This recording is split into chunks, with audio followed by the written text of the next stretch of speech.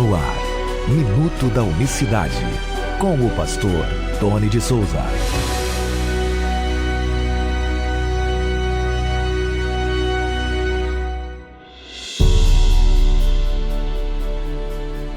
Olá, queridos, graça e paz da parte do nosso grande Deus e Salvador, Jesus Cristo. Muito bom dia, sejam todos bem-vindos a mais uma edição do Minuto da Unicidade.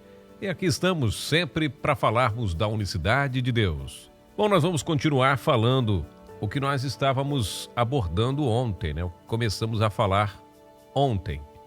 O Senhor Jesus disse que o Pai é maior que Ele. E depois nós mostramos, né, outro texto, lá João 10, 31, que Ele é o próprio Pai. Eu e o Pai somos um, não dois. Ou um e meio, porque um é maior, o outro é menor. E aí nós falávamos desta contradição. Mas será que existe mesmo, entre esses dois pronunciamentos de Jesus, alguma contradição? Como diz o apóstolo Paulo, de modo nenhum. O que os estudiosos ignoram é que na própria narrativa de João 14, 28, na qual Jesus declara numa conversa privada com seus discípulos que o Pai é maior, ele também traz uma das maiores declarações do Novo Testamento, a de que de fato ele é o único Deus de Israel.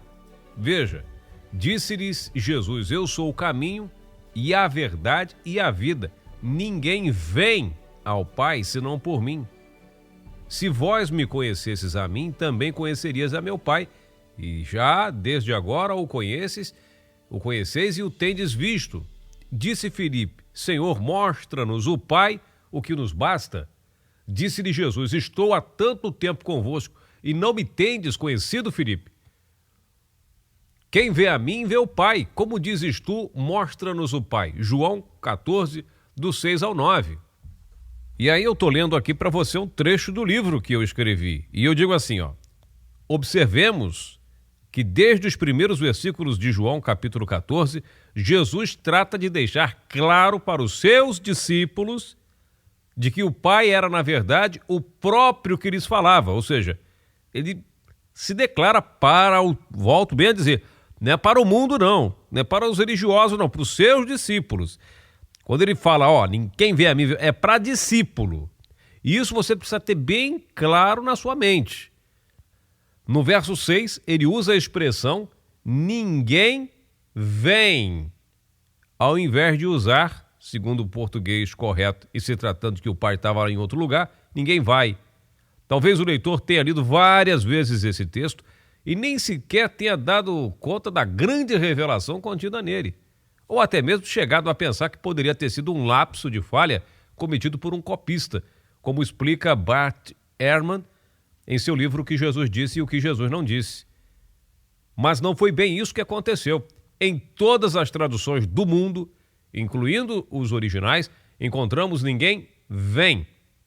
Obviamente que Filipe, assim como os demais apóstolos, ficou intrigado com o discurso do Messias, o que não conseguiu evitar por fazer a pergunta mais importante deste capítulo: Senhor, mostra-nos o Pai, o que nos basta, versículo 8 de João 14.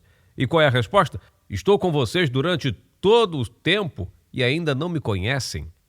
A resposta de Jesus não deixa a menor sombra de dúvida para qualquer leitor neotestamental. O Filho está descortinando os olhos do nosso entendimento. Ele não ocupa somente a função de filho, mas também é o Pai da eternidade, do qual nos revelou o profeta Isaías 9:6. Quando vocês me veem, estão vendo o Pai. Como dizes tu, mostra-nos o Pai. Em outras palavras, ele está querendo dizer, estou aqui, olhem para mim. Mas espere, foi exatamente o que Jesus disse com essas palavras: se vocês me conhecesses a mim, também conhecerias a meu Pai. E já desde agora o conheceis e o tendes visto. João 14, 7. Os debates travados nos primeiros séculos a fim de se chegar a um consenso sobre a divindade de Jesus nem sequer foram cogitados pelos apóstolos, porque a partir daquele diálogo registrado por João, não restava a menor sombra de dúvida de que Jesus é o Pai da eternidade e de toda a criação. Desde agora tendes visto o Pai. Você está me entendendo? O que teria levado Cristo a afirmar, no final da conversa com seus discípulos, a ideia de contradizer a si mesmo quando exclamou: o Pai é maior que eu?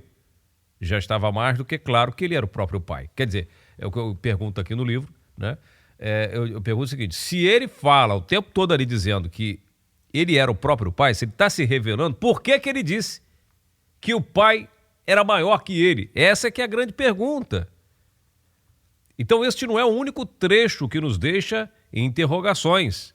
Na verdade, o capítulo todo precisa ser cuidadosamente analisado, uma vez que nos versos 16, 17, 18 e 26, Jesus promete a seus discípulos que enviará outro Consolador, a saber, o Espírito Santo. E separamos mais adiante um capítulo para dar atenção e abordagem um pouco mais detalhada sobre a identidade do Espírito Santo. A vinda deste Consolador está condicionada à ascensão de Jesus. E para entendermos essas palavras, precisamos observá-las, considerando que ele usa uma linguagem que deixa os doutores da época confusos, assim como os teólogos e estudiosos permanecem na era contemporânea. Por que não entendeis a minha linguagem? Porque não podes ouvir a minha palavra, João 8,43. Por mais que Jesus fosse Yahvé em carne e osso, seu corpo estava condicionado sob as leis estabelecidas na criação do universo. Assim, ele era atingido pelo tempo tanto quanto qualquer um de nós.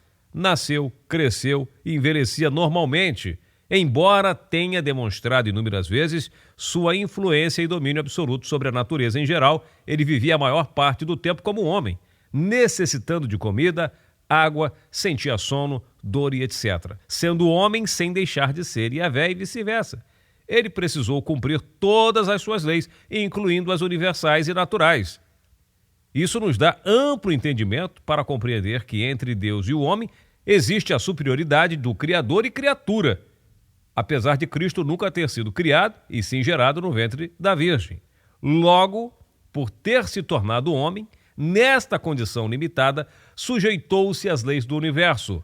Na condição de criatura, todos os seres celestiais, cosmos, terráqueos, sempre serão infinitamente menores a Deus.